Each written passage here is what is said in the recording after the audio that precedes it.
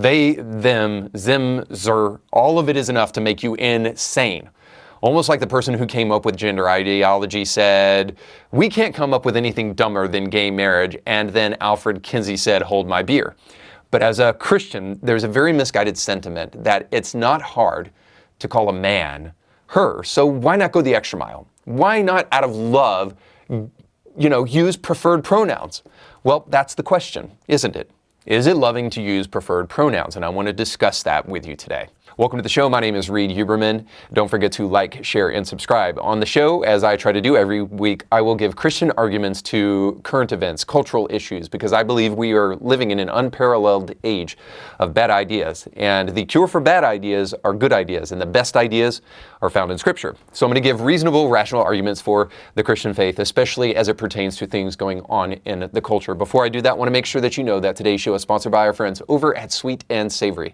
If you're looking for an online or in-person class experience that can help you learn how to cook the most amazing food, then you need to check out our friends over at Sweet and Savory. Not only will they teach you to make some great, amazing food, but also it will be done in an atmosphere that is incredibly fun and entertaining for you and your family. So like I said, even if you're not in the classroom area, you can go online and see all of the many, many ways that you can learn to cook great food for you in your house every single evening. Now, in order to do that and see everything they have to offer, you need to go to sweetandsavoryclassroom.com, where you can find a list of their upcoming classes and all of their online catalog of great material. And when you check out, make sure to use the promo code IndieThinker for a discount on your order and to let them know that we sent you. Tim McBride is a politician, and recently his preferred pronouns were not respected. So in order to draw attention to this fact, he had a press conference. Here's what that sounded like. We will not take a lecture on decorum from a party that incited an insurrection. I appear to live rent-free in the minds of some of my Republican colleagues. I wish that they would spend even a fraction of the time that they spend thinking about me, thinking about how to lower the costs for American families. I wish they would spend a fraction of the time that they spend thinking about me, figuring out how to make government actually work better, rather than making it work worse in order to prove that government can't work.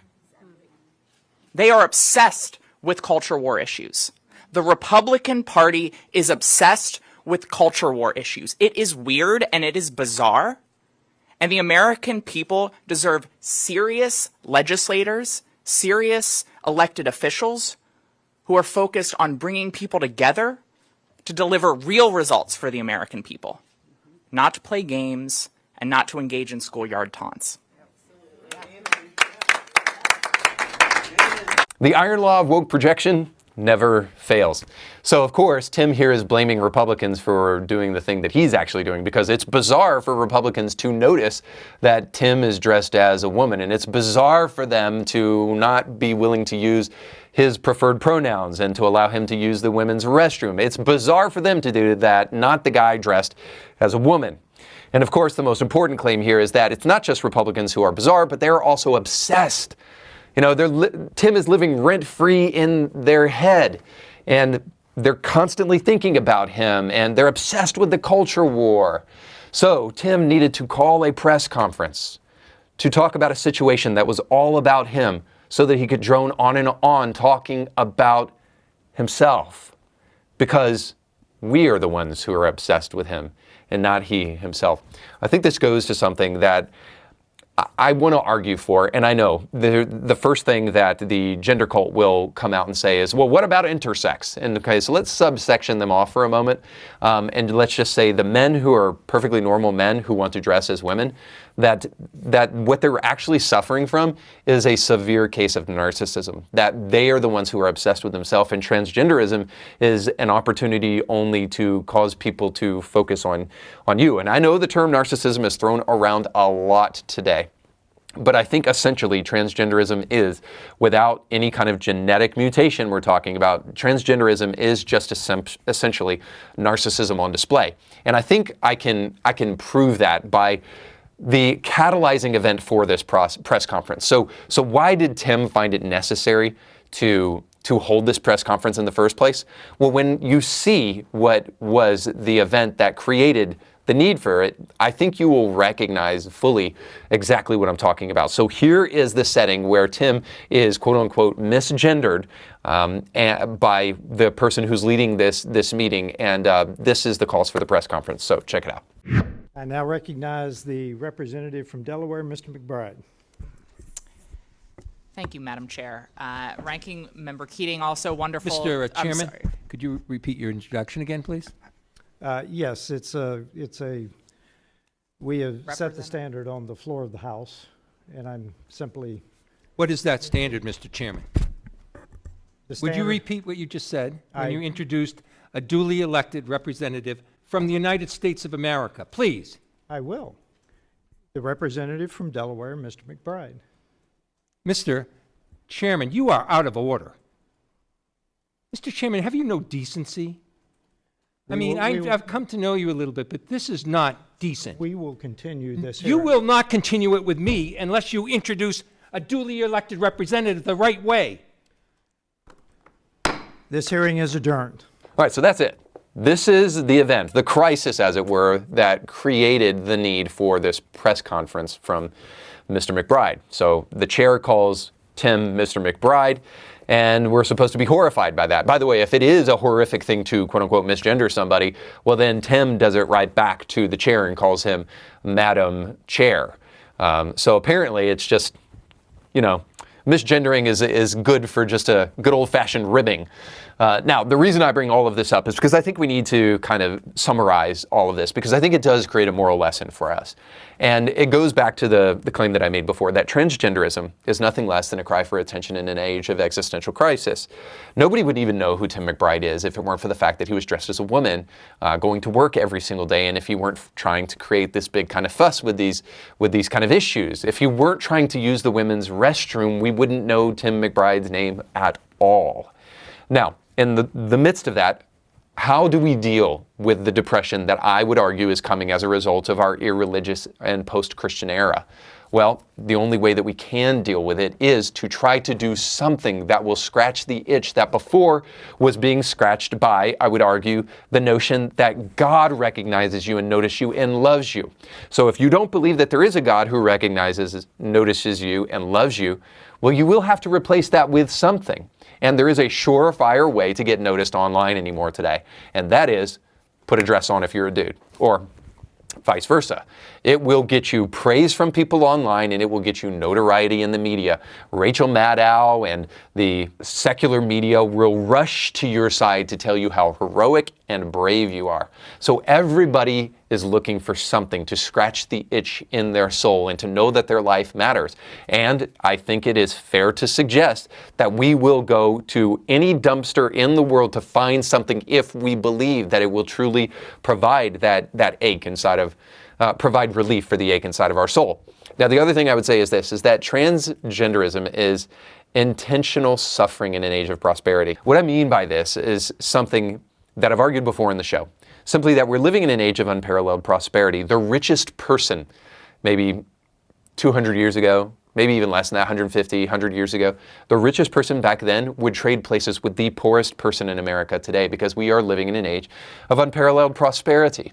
And in the midst of that, one of the things that we have to recognize about human nature is that we find purpose by overcoming obstacles, right? You think about the underdog story, you think about Rocky and different things like that, that we truly find purpose. We find meaning in overcoming obstacles. Well, what do we do when those obstacles have been largely removed from all of our lives? Well, the Christian does this. They realize that society isn't really the obstacle in the first place, but actually a sinful nature, and that God can help you perfect that sinful nature, and that the salvation process is all about coming to an understanding of what you were truly created to be in the first place. So in an age of prosperity, we don't purely fight materialism, we fight the sin nature inside of us and ask for God's help. So in other words, we realize that the person who is often our biggest obstacle is largely ourselves. But the person who doesn't reflect upon their soul in that way will largely find another way to overcome difficulty, and then they will intentionally inflict suffering upon themselves. And that's what I think transgenderism is.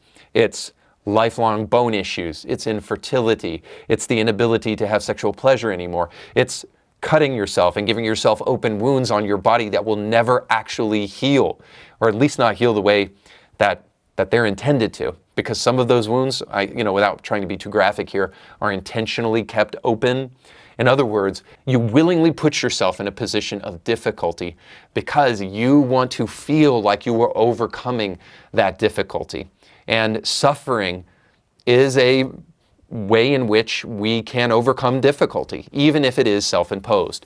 And then the final thing I would say about it is this, is that trans is really all about power. One of the things that we see from this story with McBride is just simply this, that if you can demand that people use language a certain way, then it gives you a sense of power over them. And I hope we recognize that we are living in an age of tyranny. And tyranny is all about control. And one of the ways that you can control people the most to manipulate them is to control what they think and to control what they say, and to make it a crime if you happen to say something that might fall afoul of the orthodoxy of our age. So for all of that, and for a couple more reasons that I want to share, I don't believe Christians have any business using preferred pronouns that do not correlate with that person's biological sex. And I think the reason for this, the reason that I am passionate about this, even if you disagree with me, you're an atheist, or you happen to find yourself in one of those LGBTQ communities, the reason I will speak very profoundly about this to specifically a Christian audience is because I think we are the only ones that can largely help with this kind of nonsense. Because this is what the Bible has to say. God hates unjust weights and measures. Now that's a proverbial saying that really is about business and about stealing from others, that you shouldn't enrich yourself at the expense of the truth. But this also goes to a biblical imperative, that you cannot tell the truth at the expense of love, nor can you love people at the expense of truth, that you must bridge both of those things in order to have a just weight. And if you don't, God hates it. Why? Because lying to yourself and lying to others is bad. So the emotional blackmail of the person who says, you use my preferred pronouns or you don't love me, is a lie. And to lie to that other individual is bad for their soul, and it's bad for your soul to lie in the first place. So when anyone comes around and says, why can't you just use the preferred pronoun? Is it so hard for you to go the extra mile and to love people by just doing what they would ask? I mean, you wouldn't go up to an obese person and say, hey, you're obese, just want you to know that. The reason that's a fictitious lie is that the obese person isn't trying to force us to lie to them. And if they did, I wouldn't do it. If they said, hey, you have to call me skinny every time you see me, I would say, I'm sorry, I'm not going to do that.